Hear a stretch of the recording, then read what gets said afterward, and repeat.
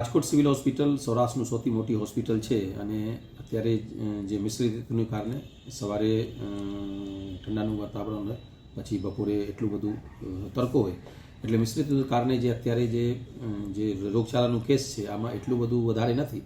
આપણે જોઈએ તો લાસ્ટ યરથી સરખામણી કરીએ, લાસ્ટ યરથી આ મહિનાનું સરખામણી કરીએ તો ઓલમોસ્ટ 10% થોડું ઇન્ક્રીઝ જોવા મળ્યું છે. અને ખાસ કરીને આમાં વાત કરીએ તો જે આપણું સામાન્ય ભાષામાં ઝાડા ઉલટી કહીએ, આનું કેસ થોડું વધ્યું છે. પછી તાવનું કેસ થોડું વધ્યું છે. તાવમાં મલેરિયાનું કેસ થોડું વધ્યું છે. ડેન્ગ્યુનું કેસ અને ચિકનગુનિયાનું કેસ એટલું બધું વધ્યું નથી. પણ સૌથી સારા સમાચાર આપના માટે એવું છે કે જે બધા કેસ આવે છે આ બધા ઓપીડી વેસ્ટ આવે છે. એટલે આનું દવા ડૉક્ટરની બતાવે, ડૉક્ટર દવા લખે અને 3 થી 4 દિવસમાં બધું મટી જાય.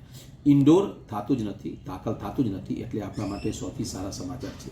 જ્યાં સુધી સાવચેતીની વાત છે, આમાં આપના જે સવારે જે કોઈ હોય જોગિંગ ઉપર જતા હોય, અથવા ખાસ કરીને જે હાઈ રિસ્ક ગ્રુપ છે, હાઈ રિસ્ક ગ્રુપ એટલે જે 5 વર્ષથી ઓછા બાળક હોય, 60 વર્ષથી વધારે વયનું જે આપણું વડીલો છે આ હોય, તો આ ફૂલ સ્લીવનું ફૂલ સ્વેટર સાથે બહાર નીકળીએ. એટલે કે જે ઠંડો છે આમાં શું થાય કે આમાં જે આપણા મગજનું વેસલ હોય અથવા હાર્ટનું જે વેસલ હોય જેનું આપણું કહીએ આનું કન્સ્ટ્રિક્ટ થઈ જાય. એટલે આનું થોડું કન્સ્ટ્રિક્શન થાય. આથી જે બ્લડ સપ્લાય છે, જે મગજનું બ્લડ મળે આ થોડું ઓછું મળે, એટલે આનું કારણે અટેકનું ચાન્સીસ હોય. એટલે આથી બચવા માટે આપણું ગરમ કપડું પહેરીએ અને જ્યારે જરૂર હોય એટલે થોડું વહેલા એટલું વહેલા સવારે જે હાઈ રિસ્ક ગ્રુપ વાળું છે, બાળકો અને વડીલો આ નહીં નીકળે, થોડું મોડું કરીને બહાર નીકળે અને જરૂર પડે તો બહાર જાય.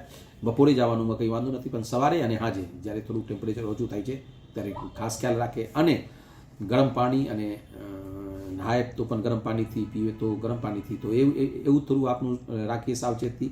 અને કોઈ પણ એવી રીતે લાગે કે નહીં મારે તો તાવ આવે છે, ઉધરસ આવે છે, તો પોતાની રીતે કંઈ સારવાર લેવાનું નહીં, પોતાની રીતે કંઈ શોપમાં જવાનું નહીં.